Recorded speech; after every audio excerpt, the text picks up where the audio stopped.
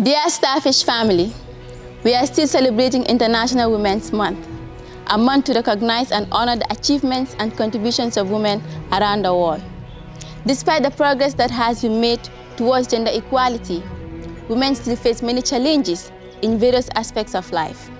But thanks to the advancement of technology, we now have more opportunities than ever to bridge the gap of gender equality and create a more equal society. I mean, it's Women's Month, it's March, and it's International Women's Month. And I know that a lot of things people are celebrating, given that this year's theme, actually, it has to do with technology. I mean, I'm glad to have you here. Same here. And learning to get to know you. But I think before we just move on, we can just do introduction. Okay. And you can talk about yourself. You know, I know you're doing technology, but your profession and what actually inspired you to make you go for that, because I know there are a lot of career options out there in the world, but why did you go, out of all of them, why did you decide to do computer science? And you can talk about, let's start with that first. Okay. Thank you very much, Awa. It's really nice sharing this platform with you, sitting here to talk about women, and especially women in technology. Right. I am Mamie Sabel Betts. Originated from Banjul. I actually did all of my schooling in Banjul and proceeded to the University of the Gambia and studied computer science. I graduated in 2018, I think. From there, I proceeded to INSYS Global, where I've worked for the past 6 years. I started as a product engineer and gradually rose through the ranks to a product manager. So I've never been the conventional type of girl that wants to be confined in a particular situation or just to be doing routine things. I've never been the conventional type. I think those professions have never crossed my mind. I never wanted to be those kind of things. But sorry to cut you. How did you escape? Because the fact that, most of the time growing up we tell our parents, this is what I want to do. Like, how did you escape all of that? And you're like, I want to do computer science. And did you have any struggles with your parents? And how did you manage it? Fortunately for me, my family is not the type where they actually force you to do something you don't want to do. As long as you're learning, as long as you're focused in your education, what they wouldn't want is for you to deviate or be doing something that there's no prospect in. Okay. They don't know the career paths that are in computer science, but one thing they know is that I'm a focused individual and I wouldn't want to jeopardize, I wouldn't do anything that will derail where I'm going. So in as much as they don't know what I will become after I graduate, they know it is, I did a lot of thinking over it before actually going into it. So my family have never been the issue. They've always been supportive. I think when I've completed grade 12, I wanted to do engineering, but at that time, it was not available at the university. I don't know whether it's available now, but then I don't think so. I think it's still exactly. So when I looked at the programs they had, the closest to it was computer science, which wasn't bad. So I went into it. And when I joined the university, I actually found a tribe. I found a group of people that were actually supportive. So it actually made the journey of going through the course easier. They usually say, men don't support you. I don't think the issue is men. I think the issue is us women just believing in ourselves. Right. Everything you venture in, there are challenges that you would face. But then again, believing in yourself is the most important thing. In as much as people are encouraging you, if you don't have that belief that you can actually survive in that field, I wouldn't lie, it's not an easy field. Computer science, it's not an easy field. It's demanding, but as long as you believe what you're in for, you can actually survive in it if you have the right set of people around you. And that was what I found in UTG.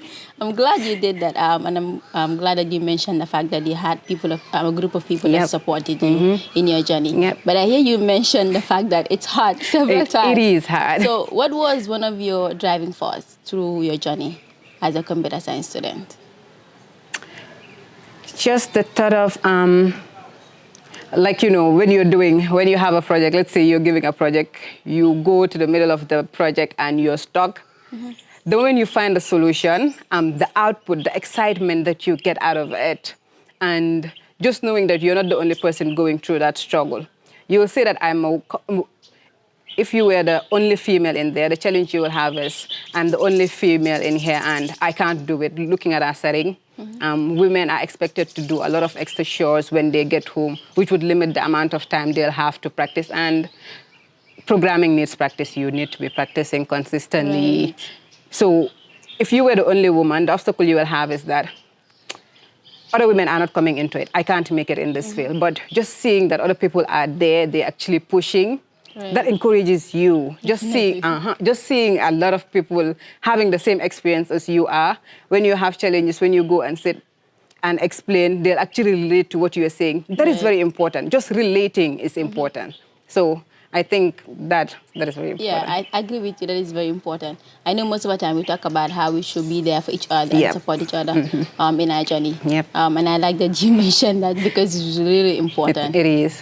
Given that there are a lot of things that people go through. And I wanted to ask you this question because I hear a lot of people that are into male-dominated field talking about a lot, some of the discrimination that they go through. Would you say that is true for you? Like, have you experienced any discrimination based on the field that you studied? And if it's yes, what are some of those discriminations that you went through?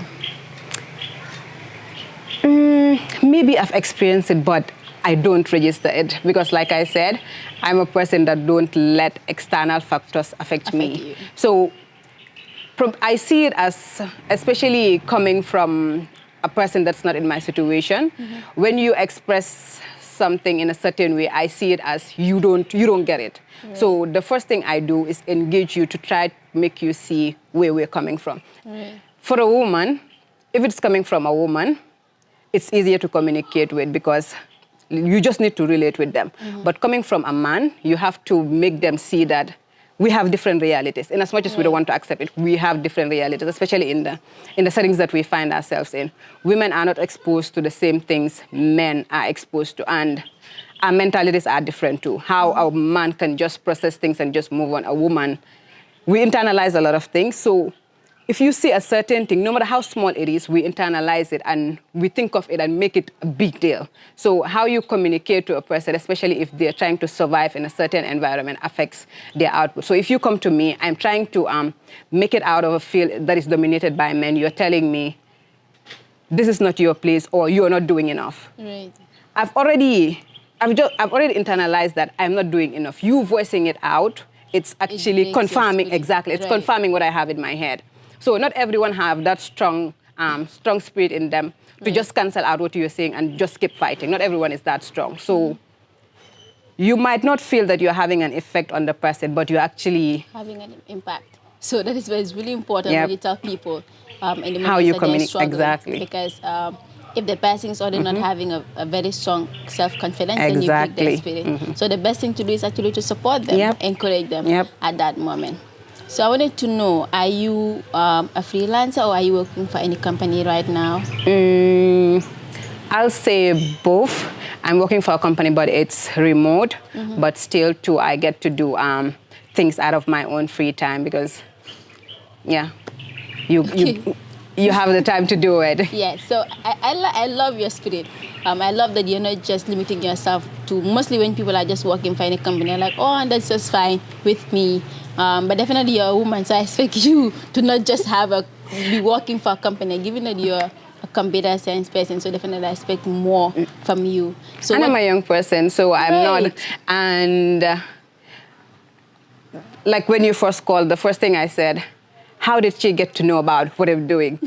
I think you first texted me on Twitter. I did not open the message. So when you called, when I saw your message yesterday, the first thing that came to my mind was, how did she get to know about me? So even if you're not putting yourself out there, just because you're in a field that is less dominated by women, just puts you out there. People get to see you even if you don't notice. So what you do affects a lot of other people, even if you don't know. So people are looking up to you.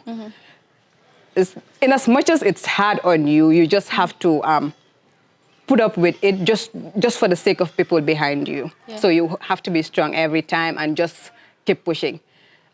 You might wake up one day and feel that it's too much to be in this field and want to move to something else. But just thinking of all the other people that are looking up to you, coming into it because you're surviving through it, will make you want to stay in the field too. So I like that you mentioned the fact that you didn't know that I get to know you. Yeah. And at staff is really, that's our goal, you know. We want to look at some of the people that are doing great work, but they're not being noticed because not everyone wants to be out there and be seen. That was the first thing I said. The fact that you're just in your own zone doing your work, it shows what you're doing actually in this country.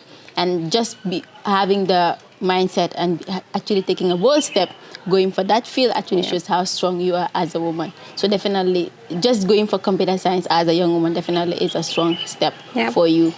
And I want you to know that definitely you're not just hidden there. We see you just because people are not coming to you. I wish I was hidden. Yeah, so we can see you. And that will lead me to the next thing. I'm interested in knowing, given that I know you, like you don't know how I get to know you.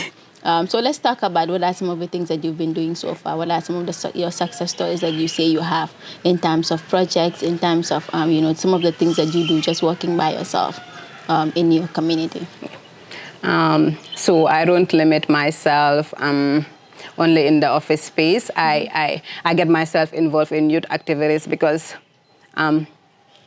I find out that young people in the Gambia, most especially we kind of think that the young people in the urban setting already have their lives figured out, but it's not actually the case. Yeah.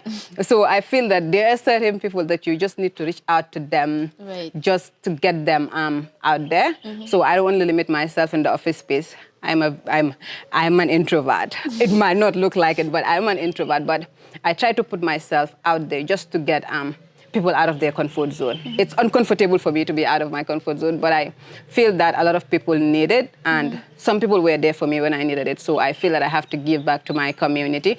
I join a lot of organizations that are actually into STEM. I'm part of the Hackathon Girls, like you mentioned. I'm a co-founder. We founded it when we completed UTG, where we mentor young girls into STEM-related courses. And I'm also part of the Robotics Hub. And I'm also part of Girls in Tech.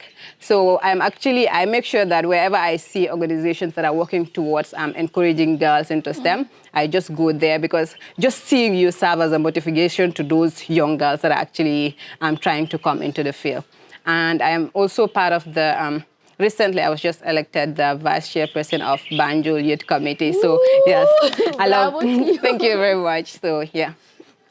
I think already what you've mentioned shows how passionate you are with regards to tech and what you do.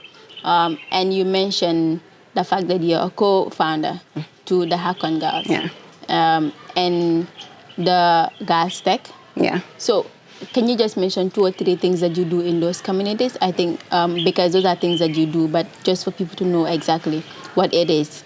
And just a publication. So Hackathon Girls is a group of girls in tech that come together and provide mentorship and trainings for young girls within the community. So we usually have programs where we mentor young girls and also organize basic literacy trainings for them, because you don't want to say technology is the way, but you're leaving your younger ones behind. Right. The gap we're having is a lot of people are not exposed to tech in their early ages. Personally, I'll use myself as an example. I think I started doing ICT when I was in senior school, but I didn't take it seriously. I think those were the kind of periods I take as leisure period, that is ICT and PE. So whenever it's ICT, you're eager to go there because it looks like a free time to you. Right. But then again, when I completed grade 12, now I have to come into computer science. So it looks like people were already a step ahead of me, and I have to start.